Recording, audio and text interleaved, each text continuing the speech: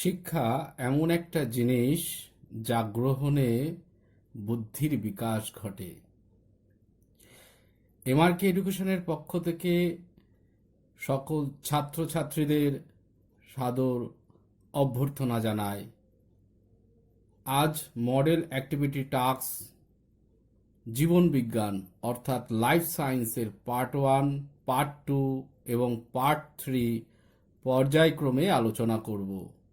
School ভিত্তিক কাজ, যে কাজগুলো তোমাদের খুবই তাড়াতাড়ি বা শীঘ্রই জমা দিতে হবে, প্রশ্নগুলোর উত্তর হয়তোবা তোমরা খুঁজে পেতেও পারো অথবা নাও পেতে পারো। সকলের সুবিধার কথা মাথায় রেখে আমার ভিডিও উপস্থাপন তোমরা মন দিয়ে দেখো, আশা করি তোমাদের ভালো লাগবে। প্রথম পার্ট 1 লাইফ সায়েন্স, শ্রেণী নবম, অর্থাৎ নবম শ্রেণীতে তোমরা যারা পড়াশুনো করো তাদের জন্য জীবন বিজ্ঞানের model activity task part 1, part 2, part 3। প্রথম প্রশ্ন, মাইটোকন্ড্রিয়ার একটি পরিচ্ছন্ন চিত্র অঙ্কন করো এবং নিম্নলিখিত অংশগুলি চিহ্নিত করো। কি কি অংশ? একটা হচ্ছে অন্তঃপর্দা, 2 বহিঃপর্দা, 3 ক্রিস্টি এবং 4 অক্সিজম। এই পয়েন্টগুলো অবশ্যই দিতে হবে ছবিটা যখন আঁকবে। আমি ছবিটা আঁকিনি, তোমরা বইতে দেখো। এখানে লিখেছি চিত্রের জন্য পাঠ্য বইয়ের দ্বিতীয় অধ্যায় দেখো, দেখো মাইটোকন্ড্রিয়ার ছবি পাবে আর এই পয়েন্টগুলো খুঁজে পাবে। নিজে এঁকে নাও সুন্দর হয়ে। 2 নম্বর প্রশ্নটা দেখো, নিম্নলিখিত শনাক্তকারী বৈশিষ্ট্যের ভিত্তিতে মোনেরা ও প্লান্টি রাজ্যের পার্থক্য লেখো। কি বৈশিষ্ট্য? এক, ক দিয়েছে কোষ ও কোষীয় সংগঠনের প্রকৃতি। খ, বাস্তুতান্ত্রিক ভূমিকা। এর সাথে আর একটা প্রশ্ন, হাঙর যে শ্রেণীর অন্তর্গত সেই শ্রেণীর 3টি বৈশিষ্ট্য উল্লেখ করো। আমি প্রথম প্রশ্নের উত্তরে যাচ্ছি, অর্থাৎ মোনেরা ও প্লান্টির পার্থক্য। জীবের বৈশিষ্ট্য, এদিকে লিখলাম রাজ্য মোনেরা, এদিকে লিখলাম রাজ্য প্লান্টি। জীবের বৈশিষ্ট্যের মধ্যে কোষ ও কোষীয় সংগঠনের প্রকৃতি।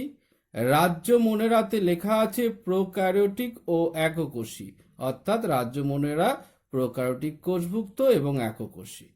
আর রাজ্য প্লান্টি ইউক্যারিওটিক ও বহুকোষী, ইউক্যারিওটিক বা আদর্শ কোষ যুক্ত ও বহুকোষী।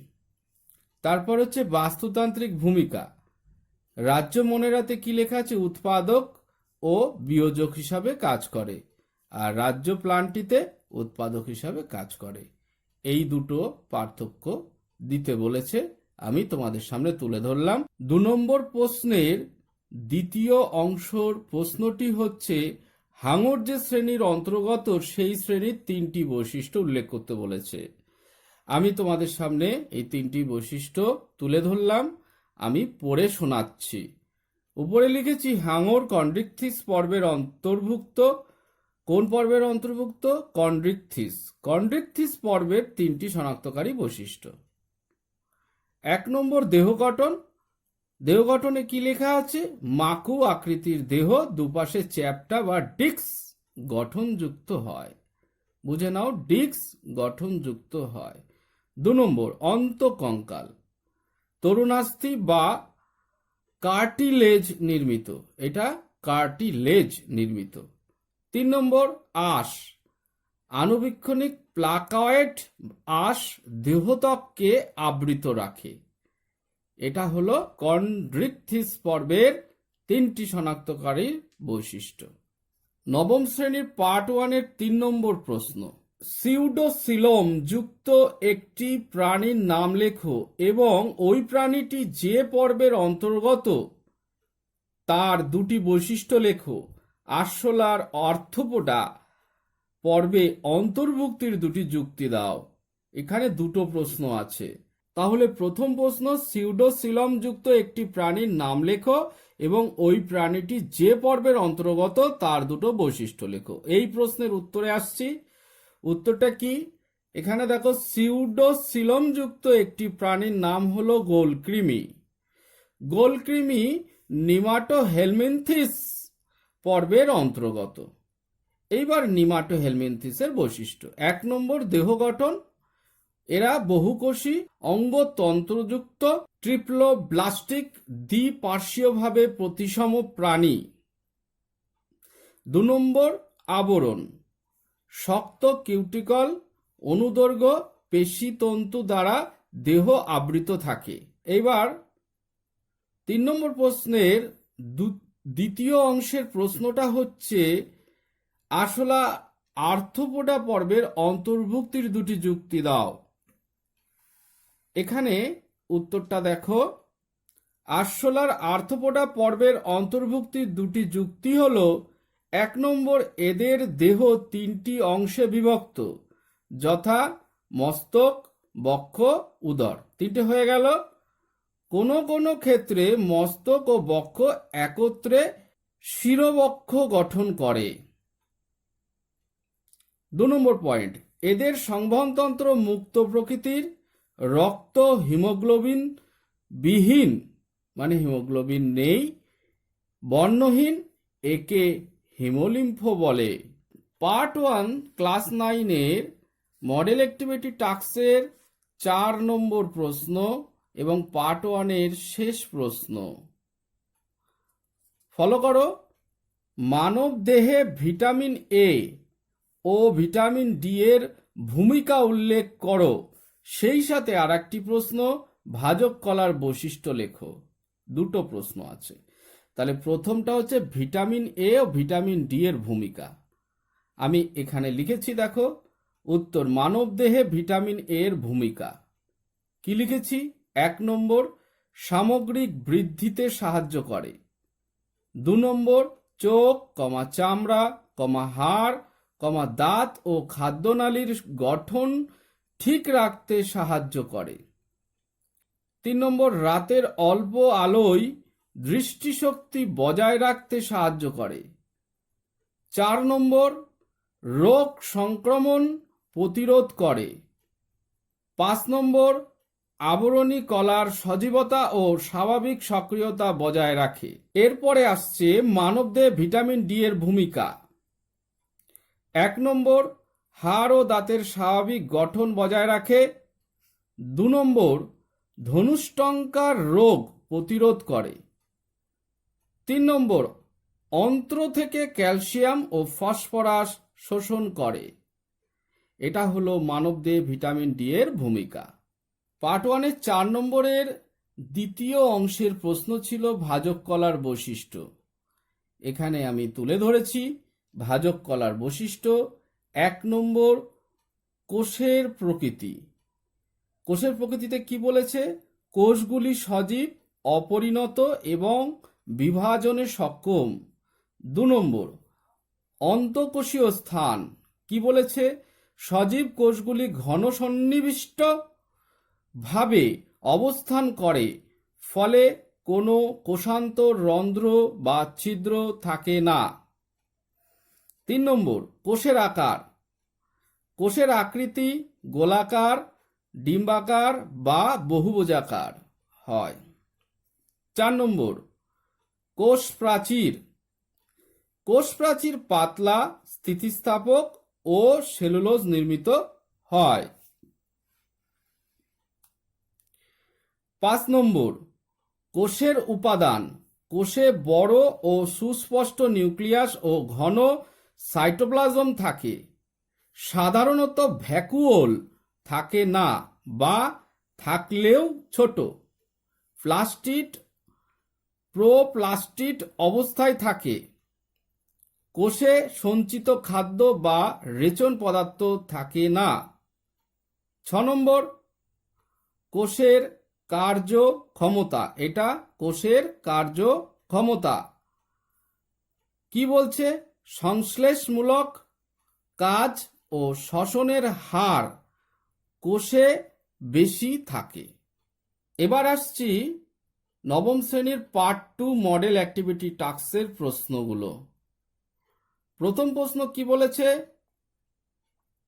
নিউক্লিয়াসের একটি পরিষ্কার চিত্র অঙ্কন করে নিম্নলিখিত অংশগুলি চিহ্নিত করো। কি কি অংশ? 1 নম্বর নিউক্লিওপ্লাজম, 2 নম্বর নিউক্লিয় জালিকা, 3 নম্বর নিউক্লিয় পর্দা ও নিউক্লিওলাস, এটা হচ্ছে 4 নম্বর বা ঘ।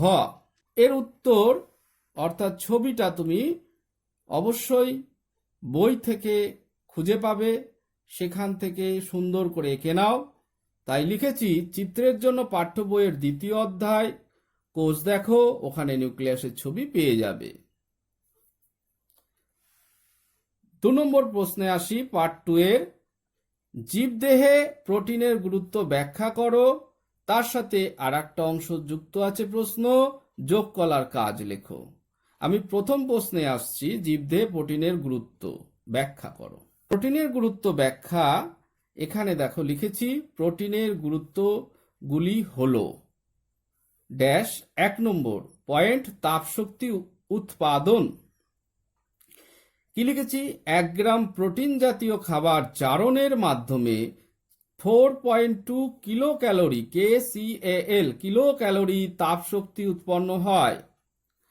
মানবদেহে মোট শক্তি চাহিদার প্রায় 10 থেকে 15 ভাগ প্রোটিন জাতীয় খাদ্য সরবরাহ করে। এটা হলো তাপশক্তি উৎপাদন, প্রোটিনের পুষ্টিগত গুরুত্বের মধ্যে একটি পয়েন্ট। 2 নম্বর দেহ গঠন। জীবদেহ গঠনের জন্য প্রোটিন অপরিহার্য। দেহের অস্থি, তরুণাস্থি এবং পশু পাখির পালক, রোম, শিং প্রভৃতি প্রোটিন দ্বারা নির্মিত হয়। এটা দেহ গঠন প্রোটিনের। 3 নম্বর দেহ সংরক্ষণ। দেহের ক্ষয়পূরণ ও বৃদ্ধিতেও প্রোটিন অপরিহার্য ভূমিকা পালন করে। বিভিন্ন শারীরবৃত্তীয় ক্রিয়াকলাপ যেমন গমন, শ্বসন, রেচন ইত্যাদি সম্পূর্ণ করার জন্য যে দেহের ক্ষয়ক্ষতি হয় তা পূরণের জন্য প্রোটিনের দরকার হয়। 4 নম্বর পয়েন্ট উৎসেচক উৎপাদন। কি লিখেছি? পেপসিন, ট্রিপসিন, অ্যামাইলেজ, এগুলো উৎসেচক প্রভৃতি উৎসেচক উৎপাদনে বা উপাদানে প্রোটিন সাহায্য করে। প্রোটিনের গুরুত্বের 5 নম্বর পয়েন্ট দেখো, হরমোন সংশ্লেষ। ইনসুলিন, সোমাটোট্রপিক হরমোন, সংক্ষেপে STH অর্থাৎ সোমাটোট্রপিক হরমোন ইত্যাদি হরমোন সংশ্লেষণের জন্য প্রোটিনের প্রয়োজন হয়। 5 নম্বর হলো। এবার 6 নম্বর অ্যান্টিবডি উৎপাদন। কি বলেছে? অ্যান্টিবডি উৎপন্ন করে প্রোটিন জীবদেহের রোগ প্রতিরোধ ক্ষমতা গড়ে তোলে। একে অনাক্রম্যতা বা ইমিউনিটি বলে। 7 নম্বর পয়েন্ট হিমোগ্লোবিন সংশ্লেষ। হিমোগ্লোবিন হলো এক রকমের যুগ্ম প্রোটিন। এটি গ্লোবিন নামক এবং হিমো নামক রঞ্জকের সমন্বয়ে গঠিত হয়। এই হিমোগ্লোবিন মেরুদণ্ডী প্রাণীদেহে রক্তের সঙ্গে মিলে অক্সিজেন এবং কার্বন ডাই অক্সাইড পরিবহন করে। যোগ কলার কাজের প্রথম পয়েন্ট সংযোগ স্থাপন। সংযোগ স্থাপনে কি বলেছে? যোগ কলার মাধ্যমে দেহে বিভিন্ন কলা ও অঙ্গের মধ্যে যোগাযোগ স্থাপিত হয়, অস্থির সঙ্গে অস্থি ও অস্থির সঙ্গে পেশি। 2 নম্বর পুরু আস্তরণ। দেহের অনেক অঙ্গের উপরে যোগ কলার রক্ষণাত্মক পুরু আস্তরণ থাকে। 3 নম্বর ঝাঁকুনি প্রতিরোধ। চোখ, হৃৎপিণ্ড, বৃক্ক প্রভৃতি অঙ্গকে ঝাঁকুনিজনিত ক্ষতির হাত থেকে রক্ষা করে। 4 নম্বর যান্ত্রিক দৃঢ়তা প্রদান। অস্থি, তরুণাস্থি প্রভৃতি যোগকলা প্রাণীদেহের অন্তঃকঙ্কাল গঠনের মাধ্যমে যান্ত্রিক দৃঢ়তা প্রদান করে। 5 নম্বর পরিবহন। রক্ত, লসিকা প্রভৃতি তরল যোগকলা দেহে খাদ্য, অক্সিজেন, কার্বন ডাই অক্সাইড প্রভৃতি পরিবহনে গুরুত্বপূর্ণ ভূমিকা পালন করে। 6 নম্বর, সঞ্চয়। অ্যাডিপোজ যোগকলায় ফ্যাট সঞ্চিত থাকে। 7 নম্বর, প্রতিরক্ষাদান। যোগকলার বিভিন্ন উপাদান যেমন ম্যাক্রোফাজ, প্লাজমা কোষ, লিম্ফোসাইট, মনোসাইট, নিউট্রোফিল প্রভৃতি, এগুলো হচ্ছে যোগকলার বিভিন্ন উপাদান। দেহে প্রবিষ্ট রোগ জীবাণু ও বিষাক্ত পদার্থ ধ্বংস করতে এবং অ্যান্টিবডি উৎপাদনে সাহায্য করে। 8 নম্বর, রক্তকণিকা উৎপাদন। অস্থিমজ্জা থেকে বিভিন্ন প্রকার রক্ত কণিকা উৎপন্ন হয়। 9 নম্বর, অর্থাৎ যোগকলা কাজের শেষ পয়েন্ট, ক্ষতস্থান নিরাময়। যোগকলার বিভিন্ন উপাদান দেহে ক্ষতস্থান নিরাময়ে ব্যবহৃত হয়। 3 নম্বর প্রশ্ন পার্ট 2 এর, ব্যক্তবীজী উদ্ভিদের ক্ষেত্রে দুটি শনাক্তকারী বৈশিষ্ট্য উল্লেখ করো। নিম্নলিখিত বৈশিষ্ট্যগুলি যে যে প্রাণীর দেহে দেখা যায় তাদের পর্বের নাম লেখো। নিডোব্লাস্ট কোষ, কমপ্লেট আর টিউবফিট। প্রশ্ন কি, ব্যক্তবীজী উদ্ভিদের ক্ষেত্রে দুটি শনাক্তকারী বৈশিষ্ট্য। এখানে লিখেছি ব্যক্তবীজী উদ্ভিদের দুটি শনাক্তকারী বৈশিষ্ট্য হলো, 1 নম্বর, ব্যক্তবীজী উদ্ভিদের ফল গঠিত হয় না। বীজগুলি নগ্ন প্রকৃতির, তাই এরা ব্যক্তবীজী। 2 নম্বর দেখো, এদের শস্য গঠিত হয় গর্ভাধানের পূর্বে, অর্থাৎ শস্য হ্যাপ্লয়েড গঠিত হয়। উদাহরণ সাইকাস, পাইনাস ইত্যাদি। এবারে প্রশ্ন করেছিল যে নিম্নলিখিত বৈশিষ্ট্যগুলি যে যে প্রাণীর দেহে দেখা যায় তাদের পর্বের নাম। তাহলে আমি সেগুলো নিয়ে আলোচনা করছি। প্রথমে বৈশিষ্ট্য, তারপর প্রাণীর নাম, তারপর পর্ব। নিডোব্লাস্ট কোষ, প্রাণীর নাম হাইড্রা, পর্ব নিডারিয়া। বৈশিষ্ট্য কমপ্লেট, প্রাণীর নাম বেরো, পর্ব টিনো ফোরা। বৈশিষ্ট্য টিউবফিট, প্রাণীর নাম তারামাছ, এদের পর্ব হচ্ছে একাইনোডার্মাটা। পার্ট 2 এর 4 নম্বর প্রশ্ন, মানব দেহে প্লীহার অবস্থান ও দুটি ভূমিকা উল্লেখ করো। প্রাণী কোষের বিভাজনে সেন্ট্রোজোমের গুরুত্ব নির্ধারণ করো। দুটো প্রশ্ন আছে। তাহলে মানব দেহে প্লীহার অবস্থান ও দুটি ভূমিকা উল্লেখ করো, এটা আলোচনা করছি। প্লীহা বা স্প্লিন কি বলেছে, লসিকা সংবহনতন্ত্রে সাহায্যকারী উপাদানগুলির মধ্যে অন্যতম উপাদান হল লসিকা গ্রন্থি বা লিম্ফ গ্ল্যান্ড। মানব দেহের যে সর্ববৃহৎ লসিকা গ্রন্থি রক্ত পরিশোধনে গুরুত্বপূর্ণ ভূমিকা পালন করে তাকেই বলে প্লীহা। তাহলে মানবদেহের যে সর্ববৃহৎ লসিকা গ্রন্থি, তাহলে সর্ববৃহৎ লসিকা গ্রন্থি হলো প্লীহা, রক্ত পরিশোধনে গুরুত্বপূর্ণ ভূমিকা পালন করে তাকেই বলে প্লীহা।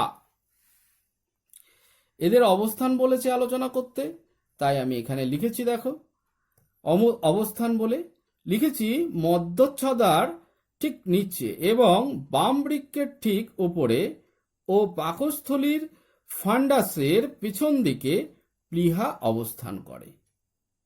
এটি প্রায় 12 সেমি লম্বা এবং 7 সেমি চওড়া হয়। প্রস্থচ্ছেদে এই লসিকা গ্রন্থির দুটি স্তর দেখা যায়, যথা বাইরের দিকে কর্টেক্স এবং ভেতরের দিকে মেডালা স্তর। এবার আসছি নবম শ্রেণীর পার্ট 3 প্রশ্ন, সালোক সংশ্লেষে জলের ভূমিকা উল্লেখ করো। সেই সাথে আর একটি প্রশ্ন, পরিবেশে অক্সিজেন ও কার্বন ডাই অক্সাইডের ভারসাম্য রক্ষায় সালোক সংশ্লেষের তাৎপর্য ব্যাখ্যা করো। 1 নম্বর, সালোক সংশ্লেষ প্রক্রিয়ায় উৎপন্ন অক্সিজেনের উৎস হলো জল। 2 নম্বর, জল ক্লোরোফিলকে ইলেকট্রন দান করে, ফলে উত্তেজিত ক্লোরোফিল স্থিতাবস্থায় আসে। 3 কার্বন ডাইঅক্সাইডকে বিচারিত করে শর্করা জাতীয় খাদ্য উৎপাদনের সময় যে হাইড্রোজেনের প্রয়োজন হয় তা জলের বিশ্লেষণে উৎপন্ন হয়। 4 এক অণু গ্লুকোজ উৎপাদনের জন্য 12 অণু জলের প্রয়োজন হয়। ওর সাথে যে প্রশ্নটা ছিল, পরিবেশে অক্সিজেন ও কার্বন ডাইঅক্সাইডের ভারসাম্য রক্ষায় সালোক সংশ্লেষের তাৎপর্য।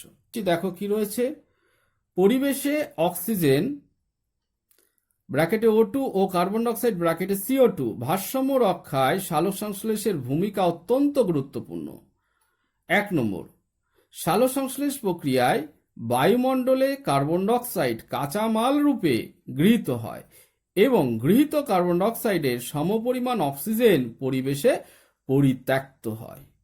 2 জীবদেহে শ্বসন ক্রিয়ার ফলে পরিবেশ থেকে O2 বা অক্সিজেন গৃহীত হয় এবং CO2 বা কার্বন ডাইঅক্সাইড বর্জিত হয়।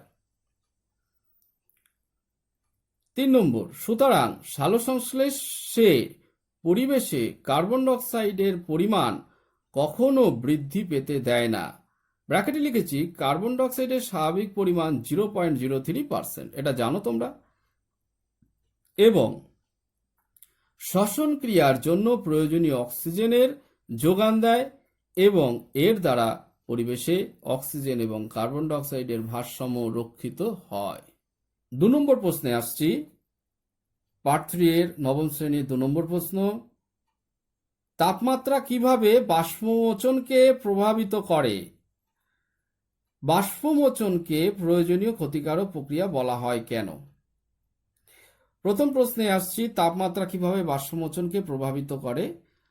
দেখো উত্তর দেখো, পরিবেশের তাপমাত্রা বৃদ্ধি পেলে বাষ্পমোচনের হারও বৃদ্ধি পায়। তার কারণ হলো তাপমাত্রা বেড়ে গেলে পরিবেশের আর্দ্রতা কমে যায়, অর্থাৎ পাতার পত্ররন্ধ্র দিয়ে অধিক পরিমাণে জল বেরিয়ে যায়, ফলে স্বভাবতই বাষ্পমোচন বেশি হয়। প্রশ্নের উত্তর হয়ে গেল। এরপরের প্রশ্ন, বাষ্পমোচনকে প্রয়োজনীয় ক্ষতিকারক প্রক্রিয়া বলা হয় কেন? এই প্রশ্নের উত্তরে আসছি। দেখো, বিজ্ঞানী কার্টিস বাষ্পমোচনকে প্রয়োজনীয় ক্ষতিকারক পদ্ধতি বা এসেনশিয়াল এভিল বলেছেন। এইবার বাষ্পমোচনকে যে ক্ষতিকারক কেন বলেছে সেটার ব্যাখ্যা দিয়েছি। প্রথম পয়েন্ট, বাষ্পমোচনের মাধ্যমে উদ্ভিদ দেহ থেকে প্রয়োজনাতিরিক্ত জল বাষ্পাকারে বাইরে নির্গত হয়। গ্রীষ্মকালে বেশি গরমে দুপুরবেলা অতিরিক্ত জল বেরিয়ে গেলে বিরুৎ জাতীয় উদ্ভিদ রস শিথিল হয়ে পড়ে এবং গাছ নেতিয়ে পড়ে, এর ফলে গাছের মৃত্যুও ঘটে। 2 অতিরিক্ত বাষ্পমোচনের ফলে কোষ রসের ঘনত্ব বেড়ে যায়, ফলে সালোকসংশ্লেষ ব্যাহত হয়, যা উদ্ভিদের বৃদ্ধিকে প্রভাবিত করে। 3 বাষ্পমোচনের মাধ্যমে উদ্ভিদ দেহ শীতল হয় ও রসের উৎস্রোত ঘটে এবং জল ও খনিজ লবণের পরিবহন প্রভৃতি প্রয়োজনীয় কাজগুলি সম্পন্ন হলেও অতিরিক্ত বাষ্পমোচন উদ্ভিদ দেহে সমস্যা তৈরি করে বলেই বাষ্পমোচনকে প্রয়োজনীয় ক্ষতিকারক পদ্ধতি রূপে গণ্য করা হয়। 3 প্রশ্ন, কোন মৌলের ম্যাক্রো বা মাইক্রো নিউট্রিয়েন্ট শ্রেণীতে অন্তর্ভুক্তির 2টি কারণ উল্লেখ করো। উদ্ভিদ দেহে অপরিহার্য মৌলের যে কোনো 3টি সাধারণ কাজ ব্যাখ্যা করো। 2টো প্রশ্ন আছে। তাহলে প্রথম প্রশ্নে আসছি, ম্যাক্রো বা মাইক্রো নিউট্রিয়েন্ট শ্রেণীর অন্তর্ভুক্তির 2টি কারণ।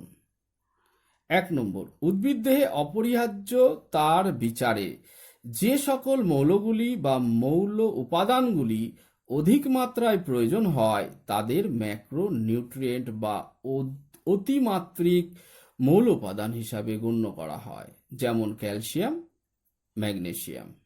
2 দেখো, আর কিছু মৌল আছে উদ্ভিদের পুষ্টির জন্য যাদের প্রয়োজনীয়তা খুবই অল্প, তাদের মাইক্রো এলিমেন্ট বা স্বল্পমাত্রিক মৌল উপাদান বলে, যেমন বোরন, মলিবডিনাম ইত্যাদি।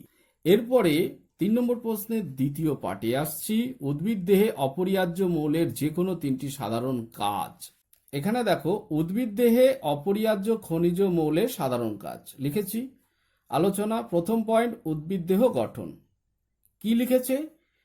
কার্বন, হাইড্রোজেন এবং অক্সিজেন উদ্ভিদ দেহের কোষ প্রাচীর গঠনে অংশগ্রহণ করে। 2 নম্বর প্রোটোপ্লাজম গঠন।